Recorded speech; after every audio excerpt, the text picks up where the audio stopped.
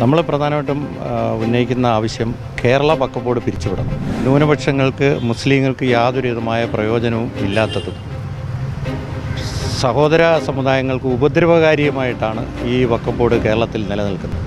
മുസ്ലിം ലീഗിൻ്റെയും CPMൻ്റെയും കുടുംബത്തിലെ ആളുകൾക്ക് വേണ്ടി മാത്രമുള്ള ഒരു സ്ഥാപനമായി മാത്രമാണ് ഇത് അധപ്പതിച്ചിരിക്കുന്നത്. വഖഫ് നിയമത്തെ അനുകൂലിക്കുന്നില്ല, പരിഷ്കരിച്ച നിയമത്തെ അനുകൂലിക്കുന്നില്ല എന്ന ആ പ്രസ്താവനയെ 100% ഞങ്ങൾ തള്ളിക്കളയുകയാണ്.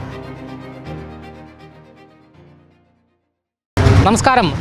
കേരളത്തിലുള്ള വഖഫ് ബോർഡ് ഉടൻ പിരിച്ചുവിടണം എന്നാവശ്യപ്പെട്ടുകൊണ്ട് ഓൾ ഇന്ത്യ റാവുത്തർ അസോസിയേഷൻ ഇപ്പോൾ രംഗത്ത് വന്നിരിക്കുകയാണ്. എന്തായാലും ഈ ഒരു പ്രസ്താവനയ്ക്ക് പിന്നിലുള്ള കാരണം എന്താണ് എന്ന് അന്വേഷിക്കേണ്ടതുണ്ട്. എന്തായാലും ഈ ഒരു സംഘടനയുടെ ഭാരവാഹിയായ PM ഷാജഹാൻ ഇപ്പോൾ മറുനാടനോട് പ്രതികരിക്കുകയാണ്. ഈ വഖഫിലെ ഭേദഗതിയുമായി ബന്ധപ്പെട്ട് ഓൾ കേരള റാവുത്തർ അസോസിയേഷൻ നിലവിൽ എന്തൊക്കെ ആവശ്യങ്ങളാണ് ഉന്നയിക്കുന്നത്? നമ്മൾ പ്രധാനമായിട്ടും ഉന്നയിക്കുന്ന ആവശ്യം കേരള വഖഫ് ബോർഡ് പിരിച്ചുവിടണം. ഇത് ന്യൂനപക്ഷങ്ങൾക്ക്, മുസ്ലിങ്ങൾക്ക് യാതൊരു വിധമായ പ്രയോജനവും ഇല്ലാത്തതും സഹോദര സമുദായങ്ങൾക്ക് ഉപദ്രവകാരിയുമായിട്ടാണ് ഈ വഖഫ് ബോർഡ് കേരളത്തിൽ നിലനിൽക്കുന്നത്.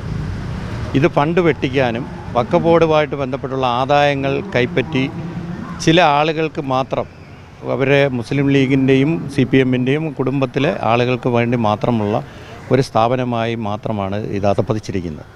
എത്രയും പെട്ടെന്ന് ഇത് പിരിച്ചുവിട്ട് കേന്ദ്ര നിയമമനുസരിച്ച്, പുതിയ വഖഫ് നിയമം അനുസരിച്ചുള്ള പുതിയ ബോർഡ് രൂപീകരിച്ച് സാധുക്കളായിട്ടുള്ളവർക്ക് അതിൻ്റെ മാനദണ്ഡമനുസരിച്ച് ബെനിഫിറ്റുകൾ കൊടുക്കുവാനും, കേരളത്തിൽ അതുപോലെ ഇപ്പോൾ നിലനിൽക്കുന്ന ഏറ്റവും വലിയ ഒരു പ്രശ്നമായിട്ടുള്ള മുനമ്പം പ്രശ്നം, അവർക്ക് സാധുക്കളായിട്ടുള്ളവർക്ക് ഭൂമി വിട്ടുകൊടുത്ത് ആ പ്രശ്നം പരിഹരിക്കണം എന്നുമാണ് ആവശ്യപ്പെടുന്നത്.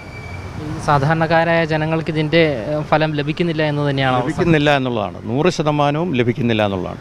കേന്ദ്രത്തിൻ്റെ ഗ്രാൻഡ് എയ്ഡ് ഫണ്ട് ധാരാളം വർഷങ്ങൾ തോറും കൊടുക്കുന്നുണ്ട്. ഇത് നരേന്ദ്രമോദി സർക്കാർ വരുമ്പോഴും അതിനു മുമ്പ് പോലും കോടിക്കണക്കിന് രൂപയുടെ ഫണ്ടുകളാണ് കേരളത്തിലേക്ക് വഖഫ് ബോർഡിന് കൊടുക്കുന്നത്.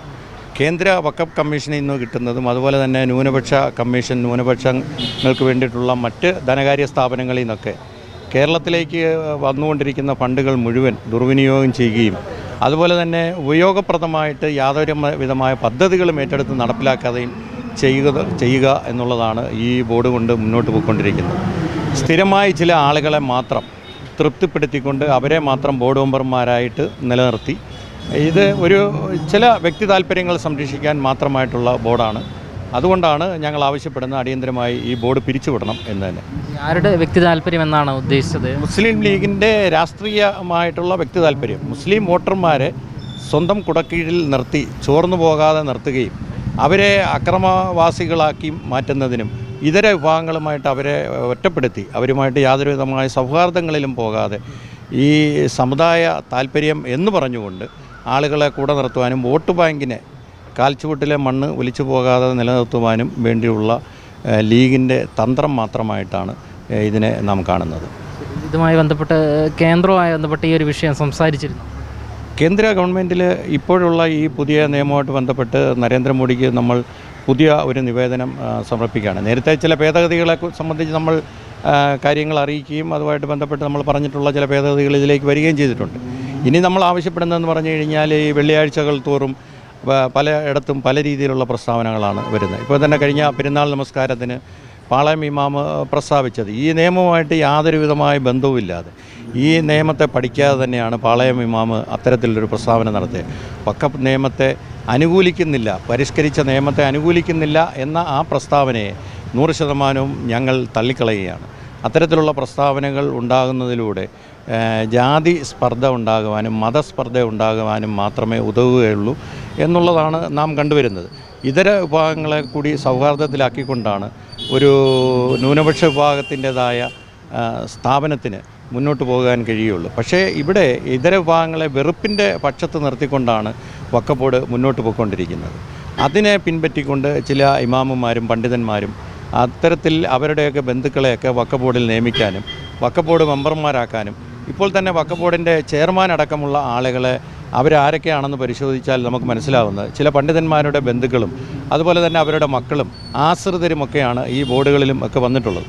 അതാണ് അവരുടെ ആ അധികാരം നിലനിർത്താൻ വേണ്ടിയാണ് ഇവർ ഈ ബോർഡിനെ അല്ലെങ്കിൽ കേന്ദ്രം കൊണ്ടുവരുന്ന നിയമത്തെ എതിർക്കുന്നത് എന്നുള്ളതാണ് ഞങ്ങൾക്ക് പറയാനുള്ളത്. കേന്ദ്രത്തിൻ്റെ ഈ വഖഫുമായി ബന്ധപ്പെട്ട് ഈ എടുത്ത നിലപാടിനെ എങ്ങനെ നോക്കിക്കാണുന്നു നിങ്ങളുടെ സംഘടന? ഈ നിലപാടിനെ 100% അംഗീകരിക്കുന്നു, ഈ നിലപാടിന് യോജിക്കുന്നു. കാരണമെന്ന് പറഞ്ഞാൽ ഞാൻ ആദ്യമേ സൂചിപ്പിച്ചല്ലോ, ഈ സാധാരണക്കാരന് യാതൊരു വിധമായ പ്രയോജനവുമില്ല.